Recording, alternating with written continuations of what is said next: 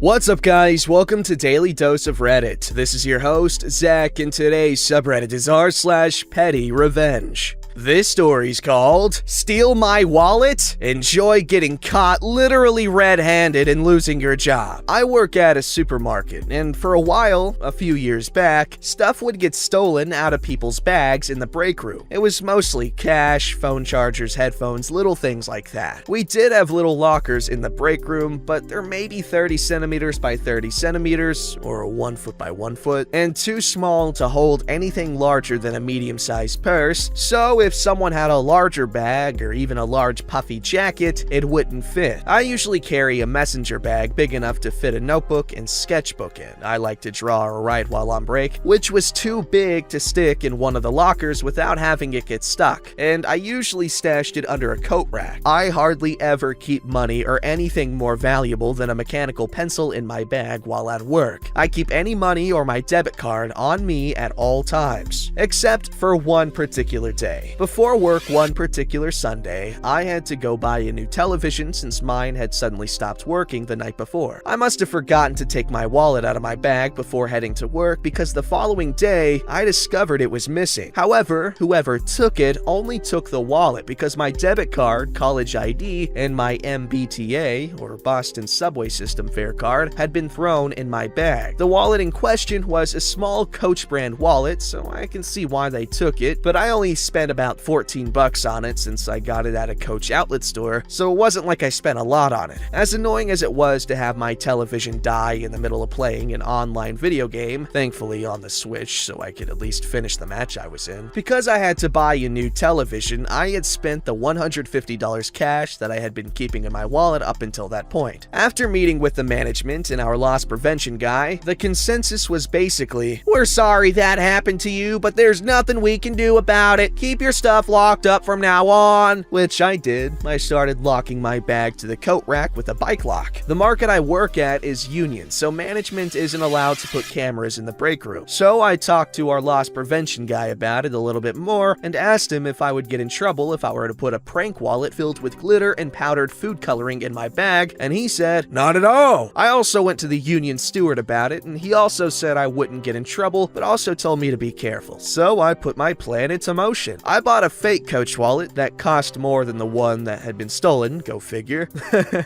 Some edible glitter and powdered red food coloring. I sewed a strip of elastic into the opening of the wallet had a zippered pocket for money and cards, then stuffed it with as much of the glitter and food coloring powder as I could so that when the wallet was opened, all the glitter and food coloring would pop out all over the hands of the person who opened it. I then planted it in my bag and waited. I didn't have to wait very long. A few weeks later, I heard from our loss prevention guy that a cashier had been going through people's bags again and fell for my glitter bomb wallet hook, line, and sinker. Tried to then wash the glitter off her hands, which activated the powdered red food coloring. She then freaked out when it stained her hands bright red and went to management about it. She wanted the person who planted the wallet to get in trouble for it, but since it had been with another worker's belongings and the wallet wasn't harmful or illegal, there was nothing they could do to the worker who did it. The girl ended up getting fired for openly admitting to going through other people's bags for money and other valuables, and ended up throwing 2 other cashiers under the bus for stealing from people as well. They were fired shortly after. I did get spoken to by management after the fact, since they knew I had planted the wallet in my bag, but the discussion was more or less, "We know the wallet was yours. We didn't tell the person who tried taking it that it was yours, and we're not gonna tell you that you can't do that again." Ha ha! Badass. I love,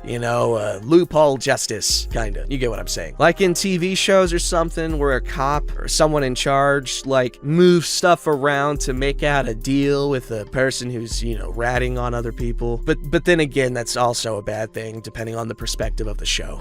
Alright, this story's called Pink Karen on Skis Tries to Intentionally Cause an Accident and Goes Insane, so I make her lose part of her equipment. Translated, so sorry if some things sound slightly off. Also on mobile, my apologies for formatted, slightly edited, cross-post from r/entitled parents. This happened roughly 2 years ago. Background info. I grew up in the mountains. Was 4 years old when I first attempted skiing. At 11, I started snowboarding. I love both of those sports and have spent a lot of time practicing. I'm not really telling you this to brag, but I feel like I should clarify that I know exactly what I'm doing, even though I do go fast. It all happened on a beautiful sunny morning. It had snowed the night before, roughly 60 centimeters, 25 inches, fresh snow, amazing powdery snow. Naturally, I got up early with 2 friends to go off-piste. All 3 of us were on snowboards. Ski lifts were already running, so there were some people on the slopes. We went off-piste a few times with no issues whatsoever, but of course, we had to get back to the slope system at some point to reach the station at the bottom of the lift to go back up again. This is where I encountered the Karen. We were still in the deep snow. The slope we wanted to get on was long, flat, and rather narrow. Due to the fresh snow and also a height difference that always is there, we had to jump down roughly 1.5 meters or 60 inches to get on the piste. No big deal, especially because the snow was so soft that even if I fell, I likely wouldn't get hurt. My friends went first, jumped down and crossed the piste to go off-piste again to take a faster and steeper way to the lift. I waited until both of them were already in the deep snow to make sure I wouldn't hurt them if anything went wrong. Then I checked if anybody else was near, and after seeing I had more than enough space, I jumped, and then I heard a scream. I thought an accident had happened. I'm a goofy, right foot in front, so I was able to see downhill where no accident had happened. I know my 2 male friends off-piste couldn't have screamed so high-pitched. Therefore, I did a sharp turn, also slowing down a lot, allowing me to look uphill to see if someone needed help. Instead of an accident, I saw a woman in a pink onesie yelling like a banshee and skiing towards me really fast. You know how some people go way faster than they can handle? She was obviously one of them. She held her sticks so that they were almost parallel to the ground. She had her legs really far apart, which I guess helped her as her ski wiggled so hard they would have hit each other and made her fall if she had her legs like any normal person on a ski. I was a bit amazed at her not having fallen yet and very confused at what was even happening. After I had gotten over the initial shock of a manic Teletubby attacking me, I figured she was going to hit me if I didn't get out of her way fast. However, I had slowed down because of the scream and my front leg was facing a wall of snow. The only thing I could think of was making a small jump to gain speed and get my front foot downhill to make another turn and save myself in the deep snow. I was almost at the edge of the deep snow when I noticed she had changed her direction so that she would have hit me if I had still tried to go down there. I stopped as hard as I could. She still fell for some reason, even though definitely I didn't hit her. I just covered her in a fair amount of snow, because that's what happens when you brake hard in powdery snow. I also ended up sitting on my buttocks because I had put a lot of force in stopping, and because I attempted to duck while braking because I saw her stick almost hitting me, it still hit my head. But luckily I was wearing a helmet, so not much damage done. After that, I just sat there because, you know, I was a bit shocked. The Karen was laying a few meters down the piste and was still yelling, but I still heard my friend calling for me, asking if I was okay. I told him I was, but had to handle something real quick. One of the advantages of being a snowboard is that you can get up immediately after you fell, unless you are injured, obviously. With skis, it's different. Once you fall, you are tangled between ski sticks, and limbs. Yeah, falling in skis is like, ooh, I don't know, man. Like, you can just, it's so easy to twist your legs and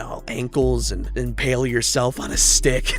For some reason, both skis of the Karen were still on her feet. Bad idea for someone who is obviously a beginner. Thinking she had just lost control and didn't have any bad intentions, I went to help and check on her. As I was approaching her, she hit me with her stick. Luckily, it just went against my boot, so it didn't hurt, but I definitely didn't want to get near her after that. I didn't just want to leave either, just in case she was injured, so I awkwardly kneeled in a safe distance waiting for her to get up. Some of you may have noticed that her kid hasn't made an appearance yet. That's because the kid was much more sane than his mother. He just drove as fast as he could while still being in control, which is great. I wish more people were like that. However, he then slowly approached me and his mother, crying because she had left him alone. The Karen, who at this point had sorted her limbs to a point of sitting normally, the way you do when you get up after a fall, yelled at him to shut up, which of course made him cry even more. Then the following dialogue ensued, with the poor kid kid constantly crying in the background. It's all because of you! You almost killed my son! Excuse me? What are you talking about? You are freaking insane! You just jumped from there,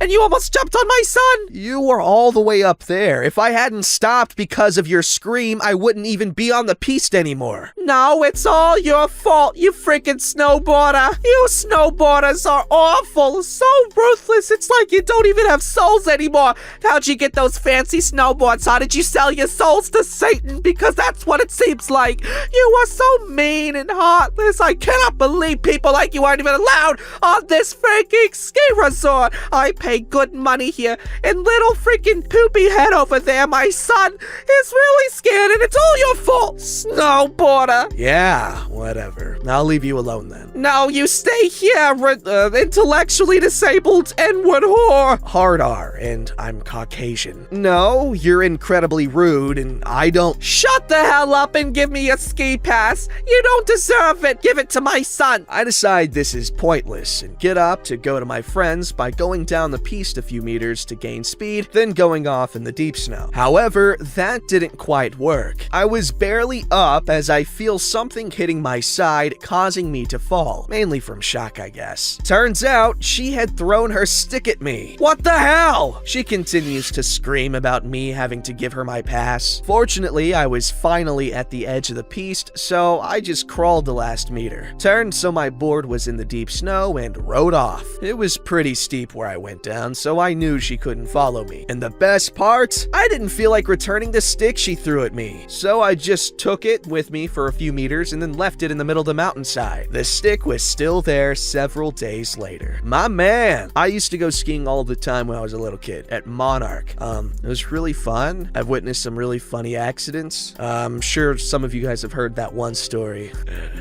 Anyway, OP, this is what you get for trying to be a good Samaritan. So, lesson learned, be a mean person. That's how you'll succeed. This story's called Lost $20 Just to Spite an Idiot Buyer. Petty as this sub, not my language, not sorry, first time post, lurker. This guy's speaking my language. I was trying to sell an uncommon retro game online for a while, and last Friday, one annoying customer started pestering me to get the price down. It was a loose, scuffed game, kinda niche, but the cheapest of the two posted on the website. I was asking for $25 plus shipping. The dude tried to put down the price, bad-mouthing everything about my item. That he is a collector, yada yada, no box, if I could do installments and free shipping. As a wannabe seller, I took my time trying to explain things till I just could not handle anymore. I sent him the link of another seller who had a new boxed game just a little more expensive but free shipping and accepted installments, because it would be better for a collector like him. And the guy still had to badmouth me before Skip to piss off the other seller. I doubled my price to get the stupid away, but a good customer who I gave a $5 discount to asked for my original offer. Good customer bought on Wednesday, yesterday. Out of curiosity, I started to follow the interaction of the other seller with the bad customer. Buyer was still an idiot, but they worked out to finish the transaction on another website, who asks for less commission and if you have a coupon, like me, free shipping. The other seller posted over there on Sunday, and I found out immediately. The bad buyer just ghosted. But over there, you can't follow other people's interactions. As soon as my good customer bought my game, I went to the other website and bought the same, new, boxed with free shipping in 2 installments. The new item would cost me $65 US. Bought it for $40 US, got bad customers haggle and free shipping. Sold my old item for $20, it would cost the bad customer my item about $30. The other seller, fast as fudge, shipped his item, probably to not deal with bad customers today. When the new game arrives, I will post back on the first website for $70 plus shipping. It will be the only one, plus new and boxed. No haggle allowed. I'm not really interested in selling, just want to spite the other guy.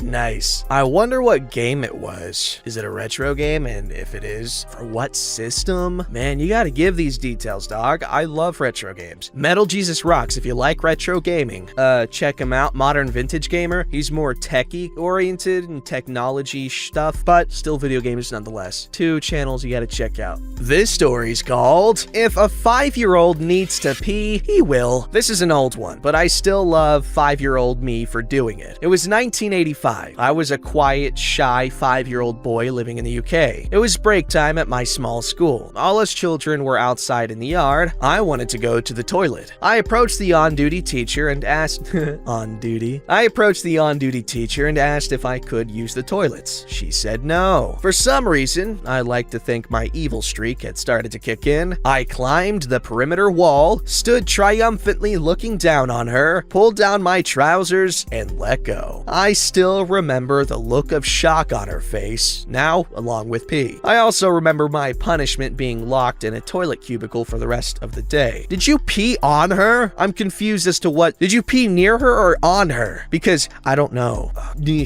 Don't forget to like, subscribe, and hit that bell to never miss an episode.